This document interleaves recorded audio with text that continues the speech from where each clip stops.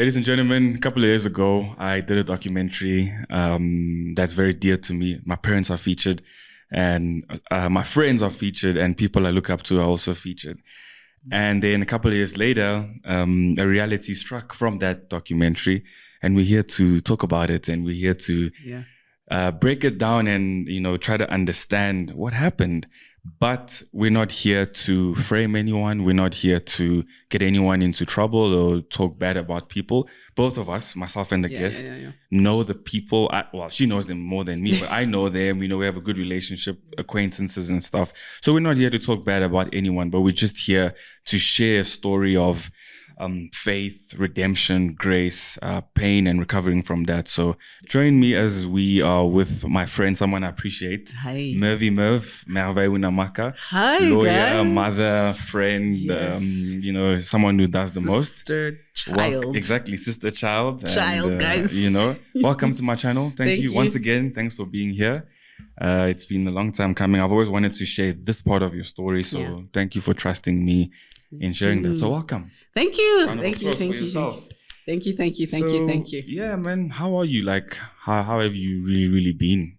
Honestly, I feel like I'm in a good space right now. I'm happy. I think I'm joyful. I'm also like just in general, a lot older and I hope wiser. Mm-hmm. So I think I'm in a good space right now. But I also feel that like from 2018 until now, I think it's been 5 years, 19, 20, 21, 22, 23, 7 years.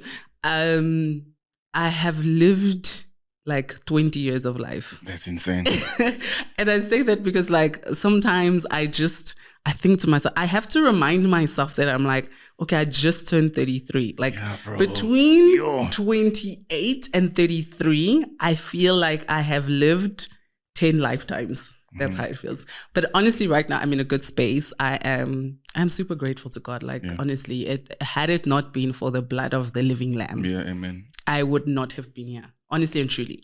Like, genuinely, and I say this because I do not take anything for granted. And I was so privileged and I was so happy to do this episode because I also kind of, sometimes when like, you see things from other people, you're kind of asking yourself, oh, I wonder what this person's going through. How did they get through that? How do we still see them smiling and going through it, And I think for the episode that you're talking about, I think we're talking about like you had different guests, they were married. Different couples, at different times, and I was part of that. Yes, And I think at the time, I think I was also pregnant. Yes, you asked us, I was please pregnant. Can you put the camera I was like, please can the camera go up a little bit? And it was in my marital home. And now, where am I now? 6 years later, I'm no longer married. So I think it's also good for people to kind of understand that those things in life do happen. I wouldn't wish that to anybody. But I always say that there is nothing that is in your life that is not meant for a glorification to a Christ. Like there's nothing that happens. I don't believe that me going from being married at 28 to then not being married, I don't think that was by mistake. After how many years, for the context? Ooh, it was like a year. I think we were already 30, I think when already my child was like, when my daughter was, I think 4 months, she was born in June, July, August, September. By October, I was already like, we're drafting the settlement agreement for my daughter. So I think, and I was married civilly, I think in May of 2020. She was born in 2021. So it was like a year and some change. And like that was final. That took forever, guys. One thing I would say is that it's like getting into marriage is great, but really, really think about like, what are you going to do in this marriage? And I wish more people were purposeful in what they're doing. It's unfortunate that a lot of people see themselves in marriage but don't know what they're going to do in that marriage. And I think for me, I valued the partnership of marriage, and I still do. I really appreciate and love the partnership. I loved being with someone. It's just calling it marriage was like under the commitment of Christ told us to be in marriage. But I loved the aspect of being married because I always had someone to like share something with, like companionship, teamwork. I'd be watching something and I'd be like, oh my gosh, like, did you see this? Or like, even if and I love Big Brother Nigeria. So I would be like watching Big Brother Nigeria. And homeboy would be like, oh my gosh. And then all of a sudden you're watching it with me and we're talking about Big. So I love to host. So I had people in my house. I really, really, really, really loved marriage. But also I think that as a Congolese people, we are, as women, we are almost groomed for that. Yeah, true. We are, everything that is kind of built in us is to then apply within that context of marriage, right? So you share with your sibling because they say, telling you, you're a girl, you must share, you're a girl, you must, no. And so it's for you to apply that, because what you do with your sibling, 9 times out of 10, you're going to do with your partner. So if you're very rude to your sibling, and I know it's far-fetched, but I'm telling you it's the truth. If you're very rude and dismissive to your sibling, your partner is going to feel that. And they're going to get it. Because, when you're getting to know someone and you're dating them and you don't live in the same house, there's some things you can reserve. Like, I'll be like, okay, I'm going on a date. Let me prepare myself. Of course, yeah. The best version of yourself. But when you see me every day, waking up with me, I get the best and the worst of you. Yeah. So I see all of that. So for me, loved being married. I would definitely get married again. I want to get married again. I want to have other kids. I am team marriage for just... I want to be the outward like I want me as a union with the husband that I'm going to have.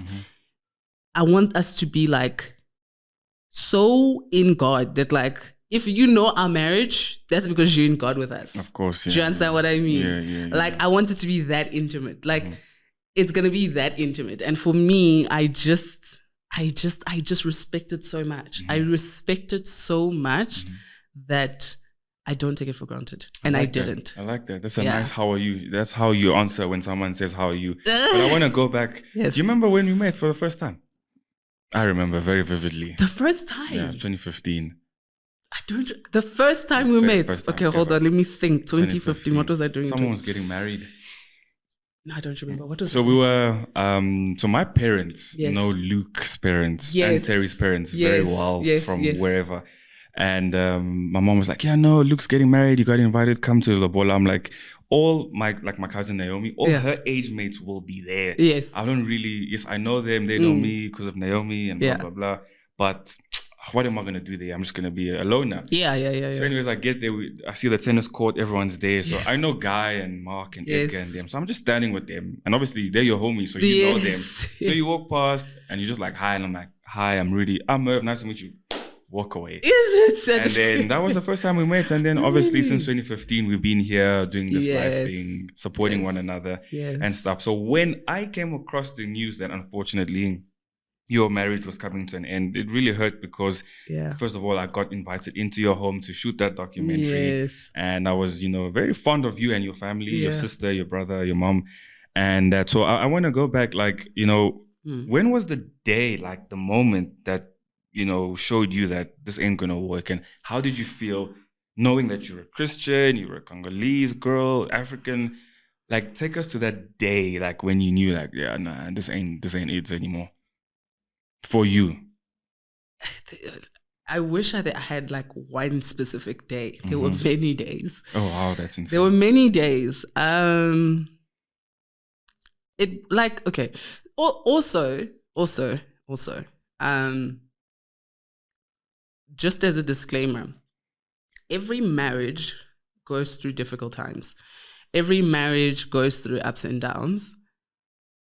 The person that is you can work through anything if both of you are willing to work through it. So I pretext that to say there was no trigger point where I said, I'm dropping everything. And why I say it happened many times is that there was a time of anger and I expected remorse, but I didn't get remorse, right? It was if you're so angry, and I was the type, and I was so angry, I was like, no, this is not gonna work. I was the first one. I was like, this is not gonna work. This is too big. Nah. And I wrote this all like to him in an email. I wrote this. I was like, this is not, and how could you? And I was like quoting the Bible. I was like, you had so many opportunities, whatever, right? And then that was and I remember I wrote that at 4:00 in the morning. The first time I knew that this might not work was, I think we had a family meeting, and the email that I sent to the person, the words of that email was repeated to the congregation. And at that point I felt, yeah, this marriage was never me and you. It was me and everybody else. Oh, that's rough, yeah. Right? That was my first time. And then fast forward, I think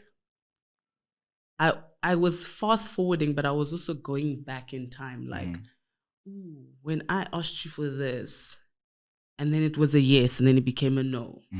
I had to now break down how many of the yeses and the nos were you as a person, and how many was it the influence of everybody else. And then I had to start thinking to myself, do I want to live in a marriage where it's not just my voice that matters, but it's my voice and everybody else's voice? And I'm a very much me person. Yeah. You understand what I mean? Like, I'm a very much like just to give you some context, like I was at Wits for 6 years.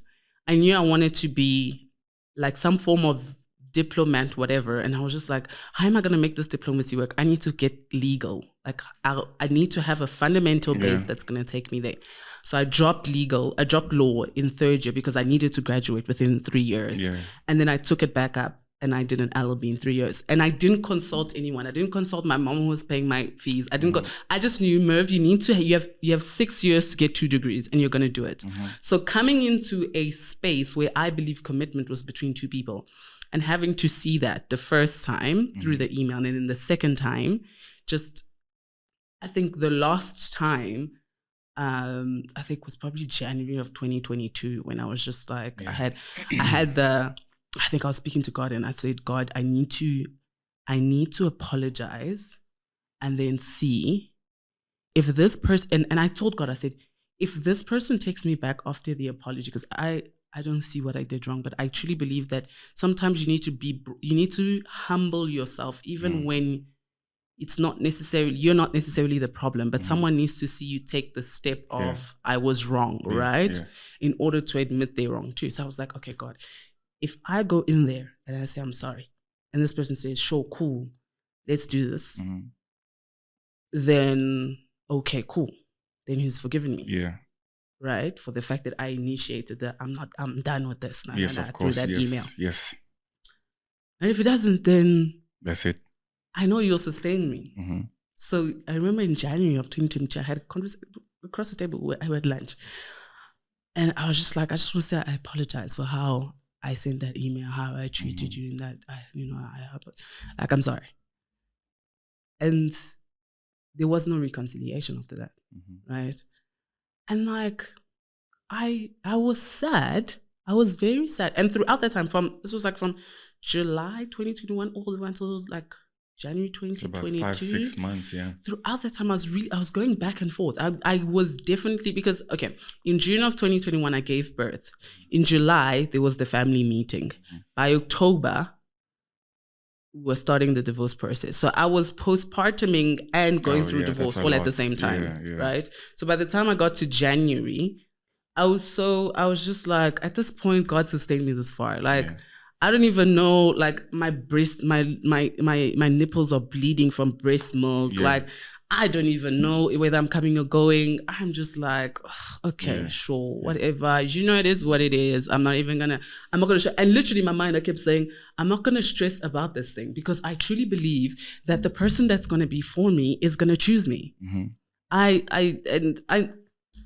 head, I was like, nah, I know. In faith, I'm a catch. In intellect, I'm a catch. In looks, I'm a catch. Oh, okay. So whatever happens, I'll be fine. Like, I'll be in the back of my mind. I didn't feel that reality, but in my mind, I just felt so certain that Christ had me. So after that conversation, I was just like, okay, if you don't want to reconcile, then okay, let's move to the steps of healing. And that was the time also when I spoke to someone. I had a therapist. And she was, and I said, And I broke down the whole story to the therapist. Like, this is what happened. This is what happened. And it was like a third party that just, like, she could go to sleep at night and didn't need myself. I couldn't really be fully of myself with my mom, because I could see the pain in their eyes too, because they didn't expect their youngest daughter to go through a divorce a year after. They didn't expect so much, so they're also healing, right? And at that time, I was just like, okay, like, that therapist helped me, and I don't know. And thank God for that family friend who introduced me to that, because she fundamentally believed that I was postpartuming. Who introduced me to that therapist, and then that therapist helped me through everything. Literally everything, every single thing in my, like, the questions that I would battle with, like, she helped me with. And then I couldn't understand one thing, and I'm sorry if this sounds bad, I couldn't understand why God would give me a child knowing that I would be divorced. Like, Rudy, that was the one thing. I'd literally like, and you know, we're in COVID that time, so you could only walk inside. We're in the cluster, my mom's cluster, there was only 8 houses, right? So we were numbered. I've been there before. We had a dinner one night there, during COVID, I remember, So I was just walking around with this thing, and I would literally cry, and I'd just be like, Lord Jesus, there are people that have been married for 12 years and can't conceive. I didn't take preconception pills. I didn't do anything special. Why would you have it? Knowing what you know, because you're all knowing. Of course. Knowing what you know, why would you make me fall pregnant in September of 2020 if you knew in September of 2021 I wouldn't be with this person? You speak often about God and talking to God, and I want to come back to that, because we have to also unpack that as a Christian and, divorce. I know you're not saying the word, but allow me to say you can say divorce. So you're a lawyer, you know all about statistics and stuff. Yes. How do you feel about being a statistic? And also, in our community, there's been a rush of 90s babies getting in and getting out of marriage. Yes. So how does that make you feel? Did you ever think about it? And if you didn't, okay, cool. But now that you're thinking about it, like, how did that reality, or how does that reality make you feel? Because it's a heavy one. Do you know, the whole time I was going through my divorce, I never felt like a divorcee. Even now, like, I can say I'm divorced, but the connotation of saying you're divorced, it's almost like you're a bitter woman. Like, it's like, oh, you're bitter. Your man left you. No. And I'm just like, nah. And you're not. You don't give that energy. I'm not. No, like, I'm actually not, right? So to me, statistics are there for data, right? Some people live their lives on data. They're like, okay, cool. 1 in 5 people get shot and killed in Johannesburg. Data, I'm not moving to Johannesburg. Yes. 1 in 3 people drown in the ocean. Data, I'm not going to swim in the ocean, right? A lot of people live their lives through data. I don't, right? So in my head, my fingerprint is unique. I was born on the 21st of May, 1992 in Limete, Kinshasa, RDC. I am the child of Leombao Robert Unamaka and Kaldumakole Lilian Kalenga. I could have been born to anybody else, but I was born to them, right? I do not see myself as a statistic. I love that. Do you understand what I mean? It's a good answer, like, I really don't see, there is no stat in the world that moves me. I love that. I just don't see myself as a statistic. Where does this confidence come from? I swear to you, to Jesus. I don't know. I can't tell you. Like, I come from a family, like, so I recently found, like, my grandfather, my mom's dad, was supposed to be a priest. But because all the boys in his families kept dying, they called him back to take care of his mom, who was with his second youngest. And then his mom had a youngest. They called him back so that he would then get married, because the lineage was dying, which is Kalenga, right? And then he married my grandmother, who is Sidoni Makole. And so, Kapinga Makole. So I feel like fundamentally my life is because of the prayers of my grandfather and my grandmother. Do you understand what I mean? Yeah. I don't take it lightly. So I pray for my daughter and I pray for my sister and my brother on purpose, for a purpose. Like when I pray for them, I speak life into my brother's life. Like, may he be a millionaire, may he build God's house, because that's the lineage we come from. People that build God's house. May he be like, when I saw, like, my dad was given a certificate in 1976. Yeah, you post it often. Like I posted for as a reminder, like from the American Institute of Finance. And it says he was, for those who knew him in his time in Chicago, this is 1976. My dad was in Chicago in 1976. That's crazy. Insane. I was born in 92. Yeah. They would know him as an ambassador of goodwill and a capable and able student and a genial friend. Those three things live with me every day. How am I ambassador of goodwill? Yeah. How am I capable and able? And how am I a genial friend? How am I a good friend? Do you know what I mean? So I live with the very things that I believe we should all live by. Like, what is the great thing that your grandfather did? And it doesn't have to be money. Yeah, of course. And unfortunately, so many people are driven by money. But what are the principles that are aligned to your surname? Yeah. And if those are the things that have to carry you, my goodness, like God himself said, I am the God of Abraham, Isaac, and Jacob. He attaches lineage. So why do you let go of the lineage? Like, it's based on that you're supposed to be like, God, because you did that for my father in 1976, I know that when I need to go to Europe, it's not going to be a problem. And when I need to go to America, it's not going to be a problem because my name... You've been in and out a lot. My name will open doors for me because in the land... Because obviously, that's like, if my father did it, that means I'm just following in a journey that's already been preset. Yeah. I love that. And again, we're both devout Christians.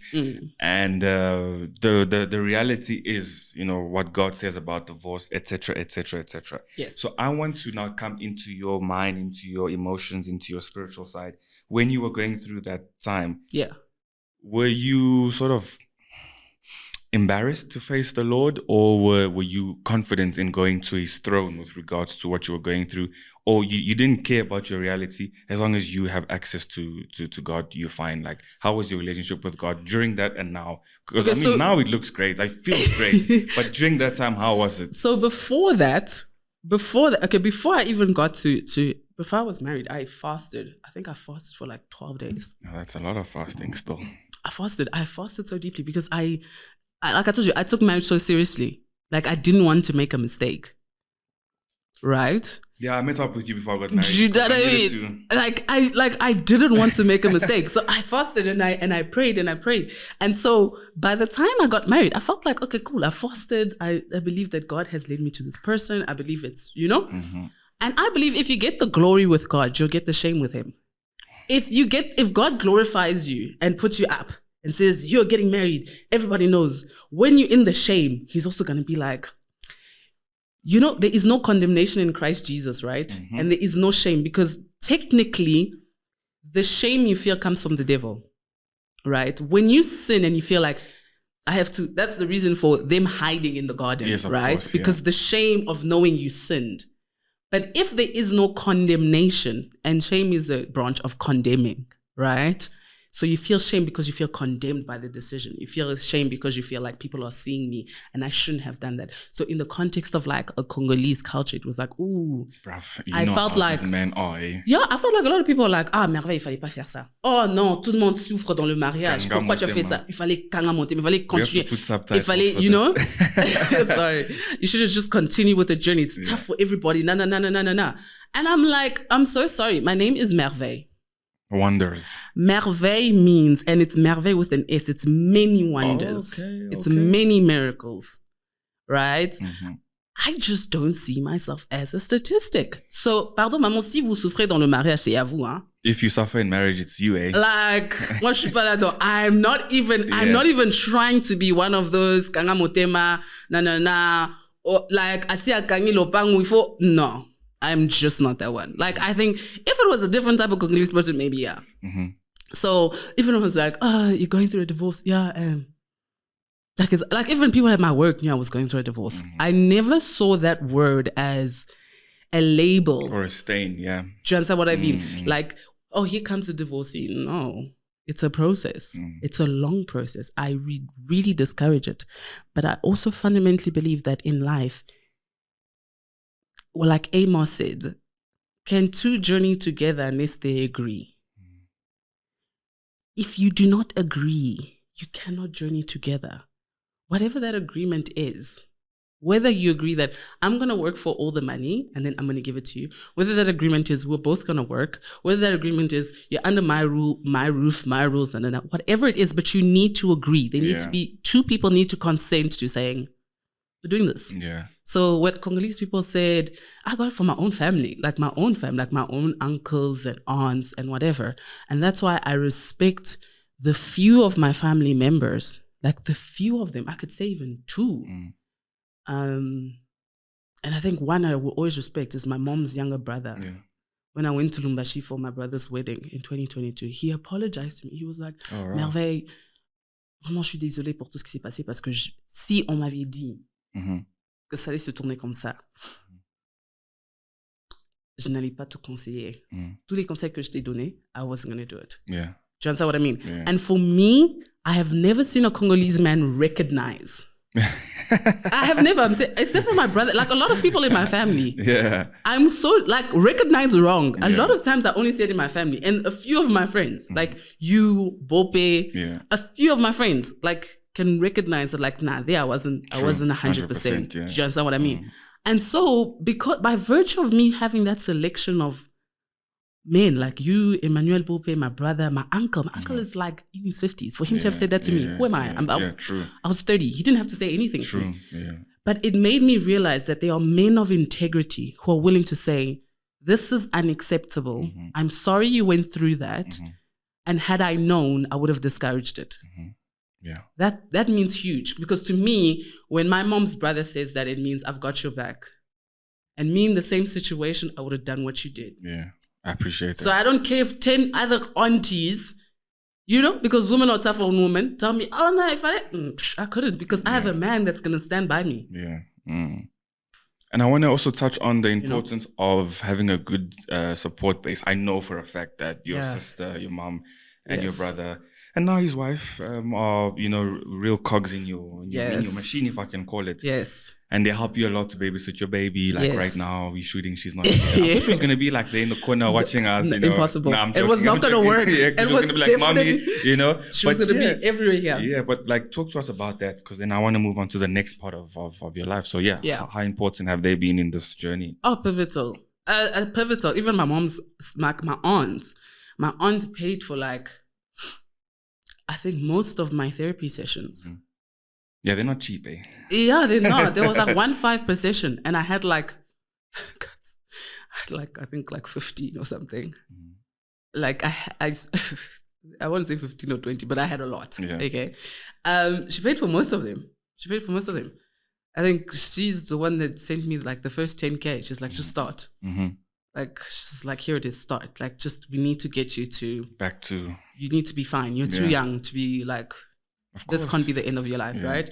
So my mom's family, that's the family that I've known, right? Because my dad passed when I was 7, and my dad was kind of like the leader of his family. So that's literally, and even more than my mom's family, my immediate family, like my brother, my sister in love, because that's literally my sister. And they are like, I couldn't explain it. Like, I can't explain it to you guys. If I was to tell you, there is no people who have fundamentally stood by me, but like not even by me. They take on everything. Like, and I take on a lot, because I have natural ambition for my life. I want this, and I want that, and I want that. And I think most of it is outside of the material, but I fundamentally value relationships. Fundamentally value.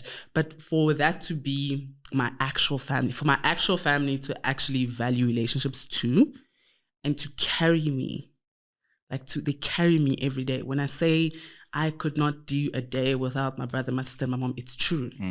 Because in the morning when I wake up, and I'm sorry to say this, but a lot of times people don't understand that, like, if you live alone and you only have to take care of yourself, when you wake up in the morning, you're just thinking you. But I wake up in the morning and I'm just like, okay, cool. I have my daughter. Okay, this morning, am I going to bath her or is my mom going to bath her? I already have a person that I can lean on. Of course, yeah. Right? And then if she's not feeling well, I have to be like, okay, cool. I must make sure that I bath her now. And then if I'm going to gym after work, I must come back a little bit earlier so I can bath her for the night. I must understand, okay, what are the things missing? Every time I'm doing like a hot chocolate, I'm like, okay, there's not enough. I need to put that in the list. Sometimes I'll be like, Van, hot chocolate, croissants, for new. By the time we come back home, Van has brought that. Do you understand what I mean? That's like when I say they are my present help, they are literally my everyday. Like, I am so grateful to them, super grateful to them. And I hope to have a family where we never lose that. Like, when my brother gives birth and my sister gives birth, I want to be, Merv, this is missing. When I come to your house, that's what is there. Yeah. Because I think a lot of times, for some strange reason, we love this, oh, la famille nucléaire. La famille nucléaire. Oh, c'est moi, mon mari. I'm like, bruh, toi et ton mari, there's no way you can do everything for your children. True. They need cousins and uncles and whatever. Trust me, we have a supply of that. You know what I mean? They need that. That's what makes them understand that life is just bigger than my mom and dad. And there's different perspectives. Do you understand what I mean? So those are my people for life. Like, I love them. Genuinely. Thank you so much to the family. You guys have been amazing. Truly. So there's so many layers to this, and I haven't even asked maybe 2% of what I've planned. Because, and I just want you to speak and, but I want to fast forward, the baby's here now. Yeah. And I like how you've decided to parent her and co-parent with him with regards to her. And I think that shows a lot of maturity, because it's easy for the viewers to think there's bitterness, but there isn't. Yes. Because you hear, you talk, you link up with him. A little birdie told me that sometimes you pray for him. I was doing research for this episode. I do. No, you must. So tell me all about that. Like, how do you co-parent in a positive, good way? I don't know. Nothing toxic and stuff. Yeah. Like, I don't know if I can be. When I was in marriage, I used to be like, yo, Lord, this is your, like, he is your creation. You do with him what you see fit, right? It's like, I desire your will above mine. I don't want you to make him my husband. I want you to make him your man of God. Yeah. How he fits into this family is how he fits into this family. I don't know, right? But when you're not together with a person, my friend, you have to pray all the prayers. Like, all the prayers. Like, you have to be like, okay, every room he walks in, anything that's not for his favor may be like, because you have a direct interest. You have a child that's like, where's Papa? I want to speak to Papa. No. So you can't afford early death. I'll be rebuking early death when I'm praying. Do you understand what I mean? So like, you want long life because your dad died young. So I have to pray for him.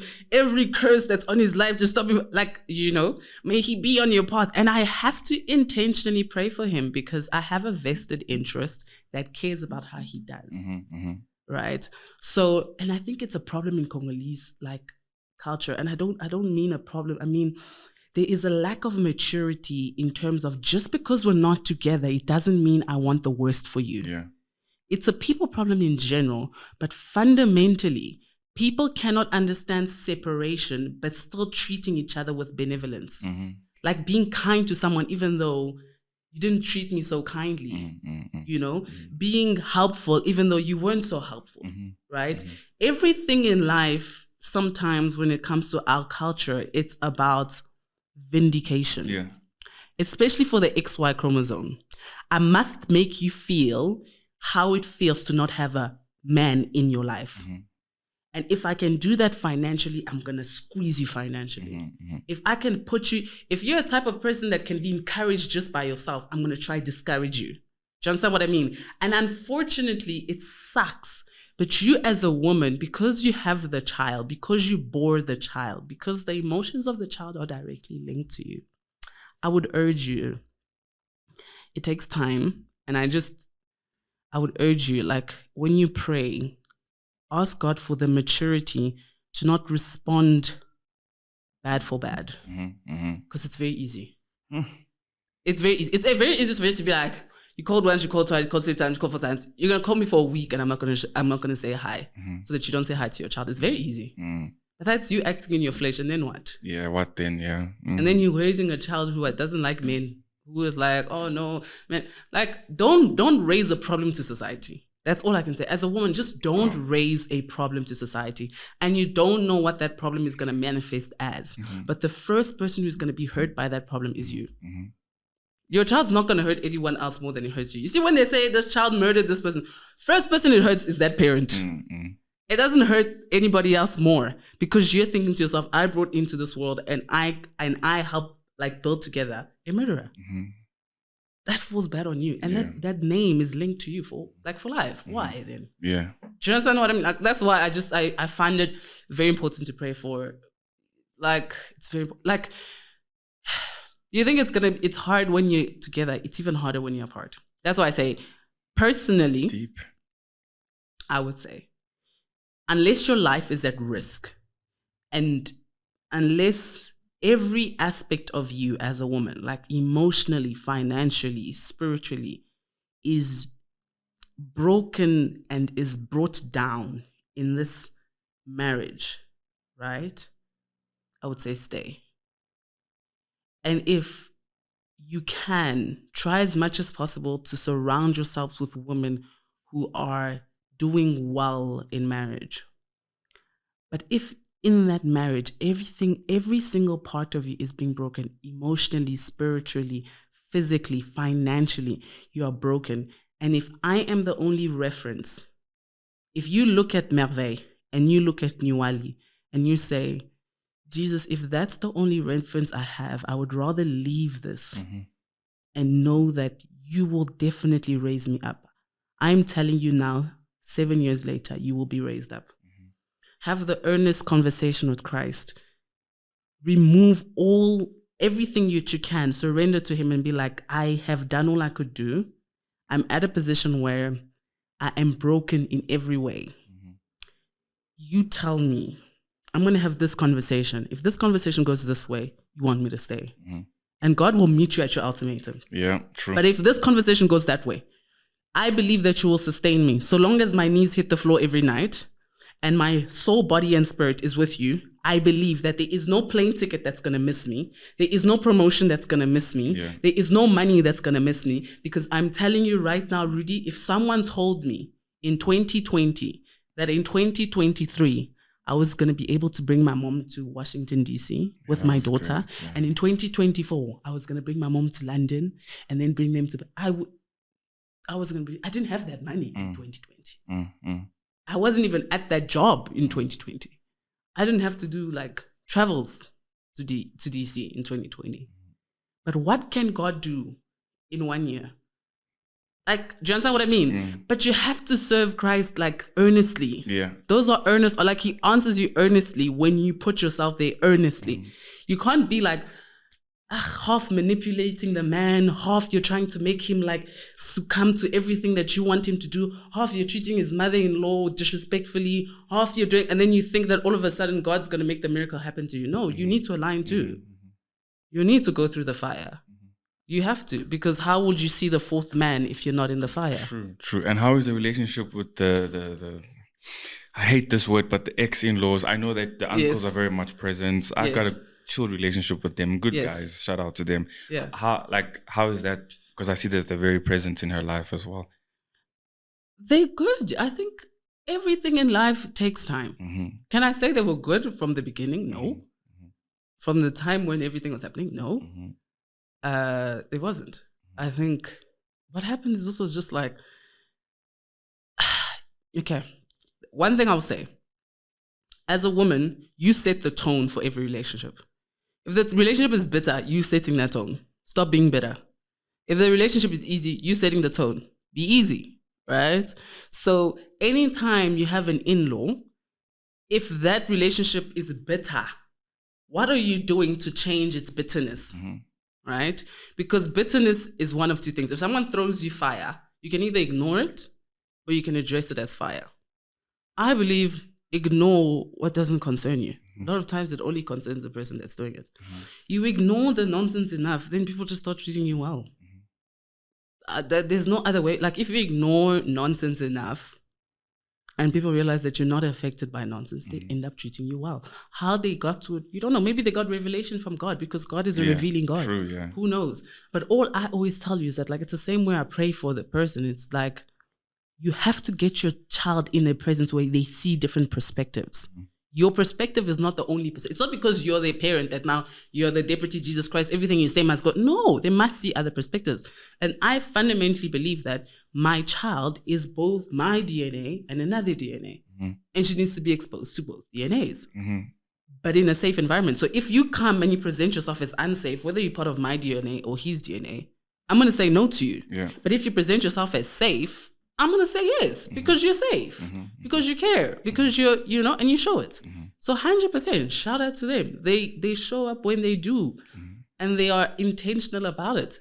But I also truly fundamentally believe that people are intentional with your child if you're intentional with your child. Yeah, and you are very intentional. If I say my child's not going there, she's not going there. If my child's not wearing that, she's not wearing that. Yeah. So when I present my child to other people, I'm like, that's how, you see this level that she is, that's how you treat her. And if it's not treated like, I will ask you questions. I'll be like, hey, she was wearing this underwear. Where's this underwear? Hey, there was this sock. Where's the sock? I'm that on top of this child because I believe I'm her custodian in the land of the living. If something happens to her, I take the burden, nobody else. So I need to be on top of that so that when you take it, you say, is it at the risk of me, of Merv saying this? Yes, I'm willing to do it. And when you say yes, that means you're living intentionally for the betterment of my child. So I'm there. Yo, I really hope I'm doing your story justice. I really hope that I'm really doing your story justice. So, like now that all of this has happened, now you're here today. What have you learned about grace? Because you've lived a gracious life the last. Grace. I'm not talking material or whatever. I'm just talking about grace in general. Like, what have you learned about that with everything that you've been through? Yo, Rudy, what's grace? Unmerited favor, to say the least. That's what grace is. I just believe that only God can give it. Yeah.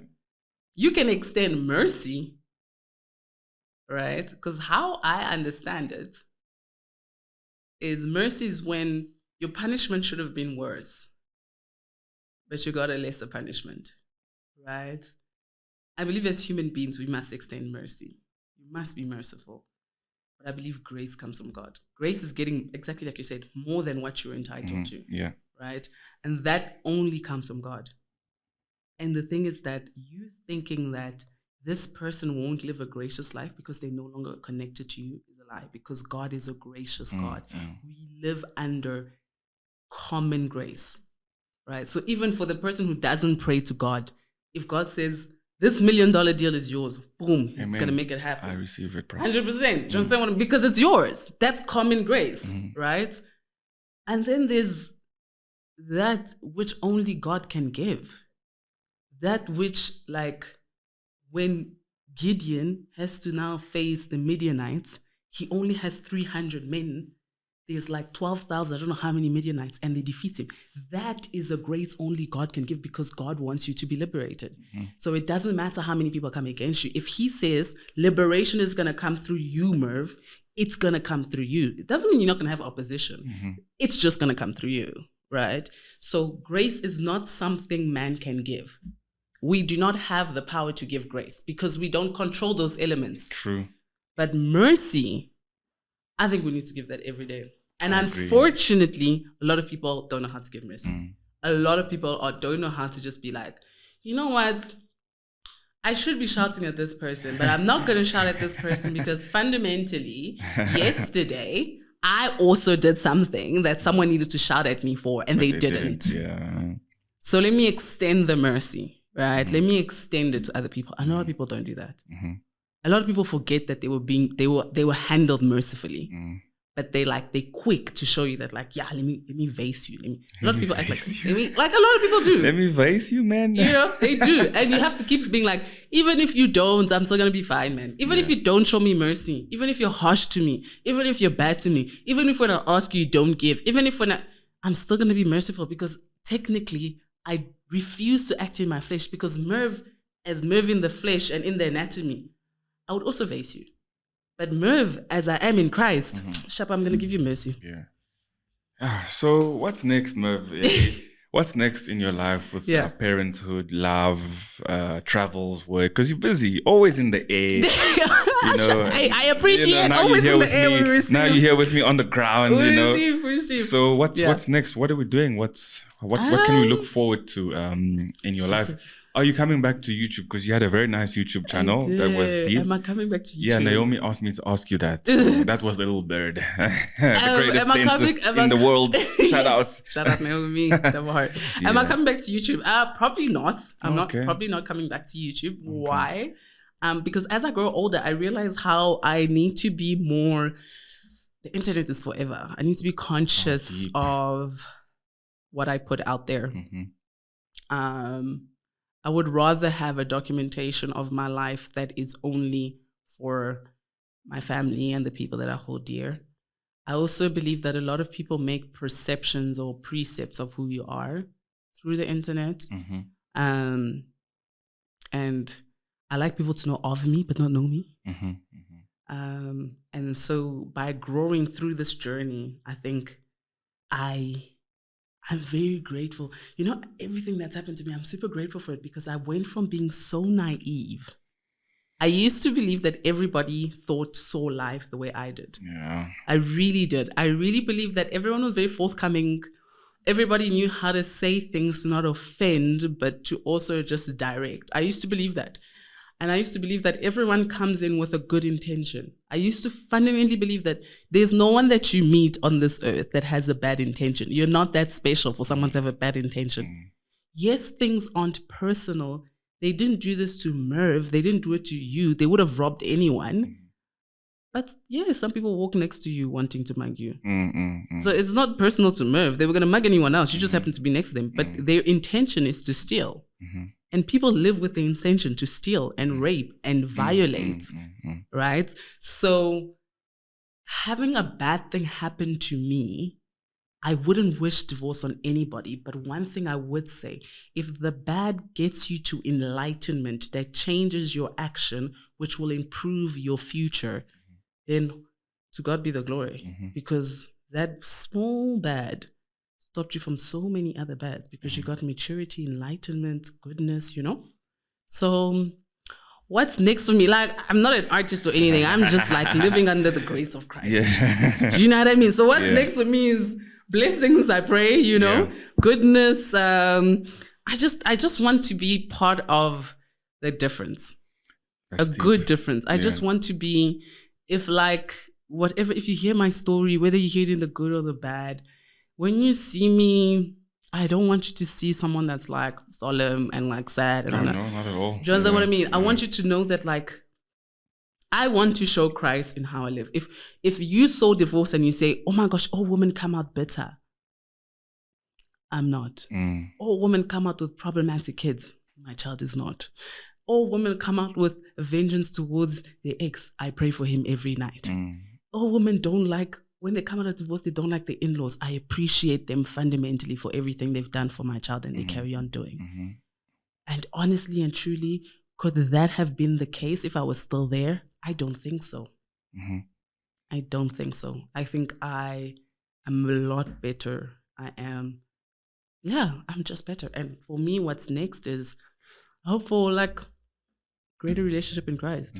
That's what's next for me. And good blessings and great friendships and I think this is a great platform. Thank you. I think it's an amazing platform. I'm grateful for this. I'm more grateful, to be honest. Because it's not easy to share stuff like this.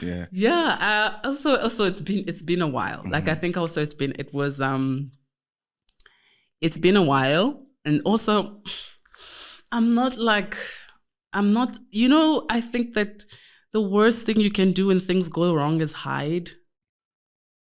Because you're not teaching anyone how to go through it. When you hide, nobody knows what happens. Nobody knows.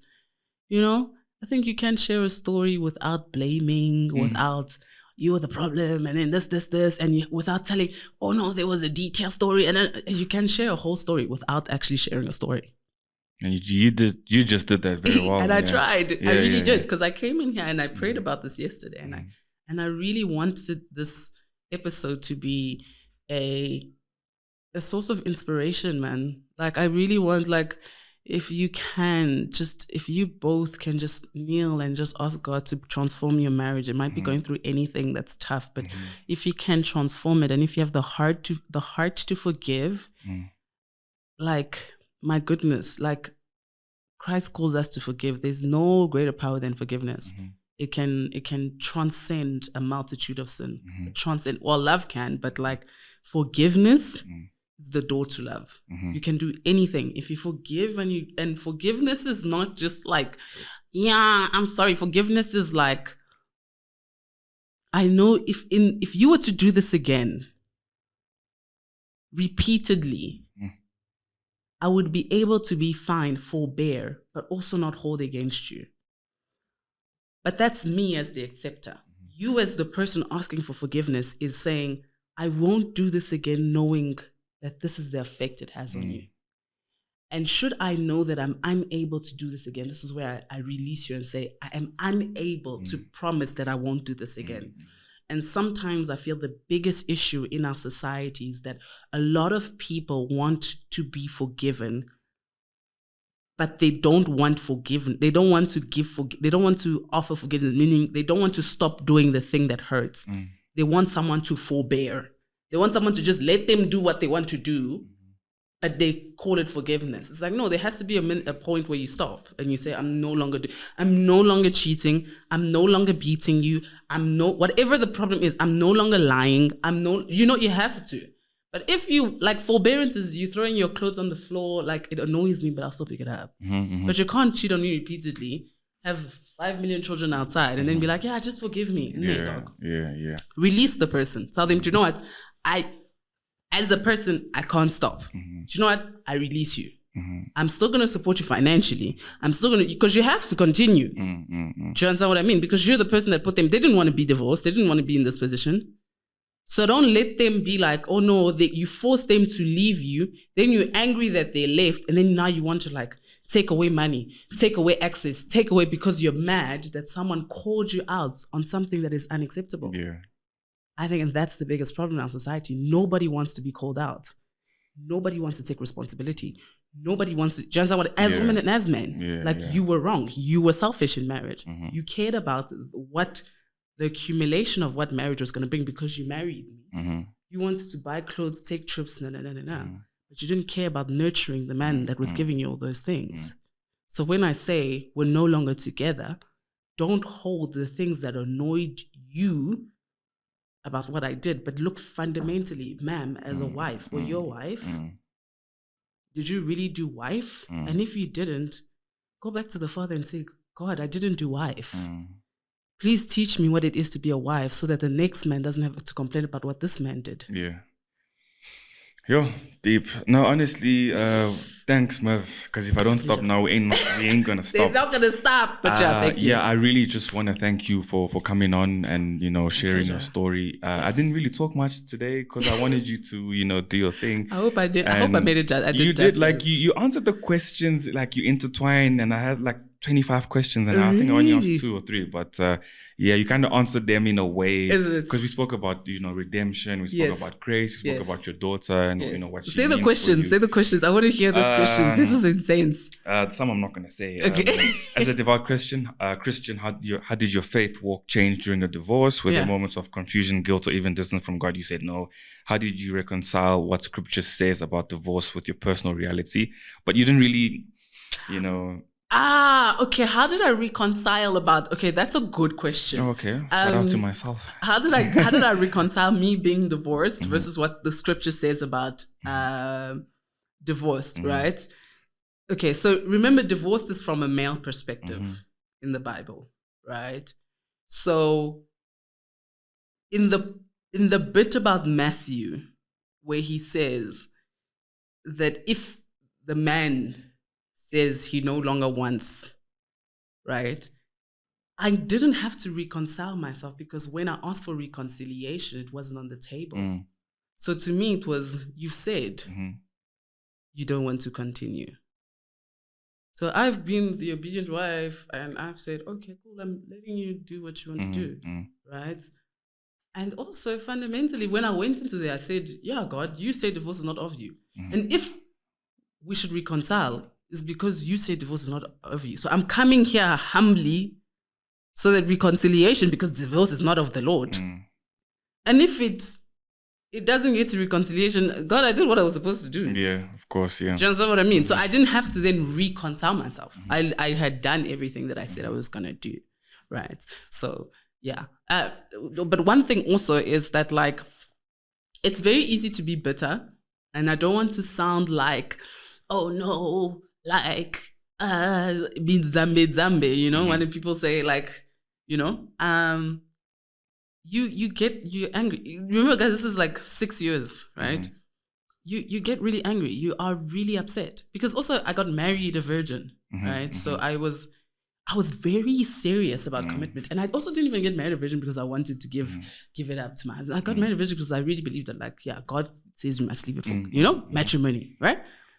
So I was really upset. I was just like, what? So I did all of that to be here. Just so I could be here. So I was upset. But was I upset at God? There was never a time where I was mad at God. I wish there was, but there wasn't. I was never mad at God. I was really just like... Microphone. Oh, sorry. I was really just like, I'm not mad, but my goodness, I was in pain. I was hurt. More than anything, I was hurt. I was in deep, deep pain. And the pain was more because I felt deceived. It's a different type. You know, you can't blame God when it's not, you know when God says, I give you the free will to choose me or not to choose me. You see that choice? It applies in everything. It's like, I give you the free will as a man to bear yourself wholly to your wife or to not, to only have her as a wife or to not, to only be honest to her as your wife or to not be. And so the only person that is hurt when those things aren't upheld is the wife. God hurts because I'm hurt, but I'm the one that gets the first hurt is mine. So I was hurt. More than anything, I was never angry. I was hurt. I was hurt because I felt like, how could you not trust me? I made it very personal. First, I thought, is there something wrong with me? Am I this person? And then at some point, I don't even remember when, I just stopped making it personal. I was just like, yeah, man, people are who they are. Like, people, literally, and I wish like more people, like a lot of times, whether you're a man or the woman that was hurt in the relationship, I'm telling you, that person was going to hurt any other person. It wasn't personal to you, your DNA, where you came from. It's not personal. It's just them. And like, the more you realize it's just them, the more you're just like, okay, shut up. Like, let me live my life, man. Let me go to the gym. Yeah, let me go to the gym. Yeah. No, but honestly, like Merv, like we thank God for redemption. We thank God for restoration. We thank God for your life. We thank God that he's also doing well in his life. God bless him and what he's doing. Amen. And God bless your child. You know, may she grow to be like the best in her category in life, you know, as she grows up. And guys, I hope you guys really enjoyed this episode. I really did my best to, you know, share her story. I hope I did justice. And, you know, in life, nothing lasts forever. And also that goes about pain. You're not going to always be in pain. You know, when it rains, the sun must come up. So if you're going through something difficult, just don't give up, you know, look to Christ. If you don't know Christ, get to know him, you know, a lot can come from that. And once again, thank you guys for watching. Thank you for subscribing. Thank you for your support. Thank you for always being there for me. I really appreciate that. And Merv, shout out. Thank you so much. I am Rudy Samuel and I'm signing all the way out. Thank you very much.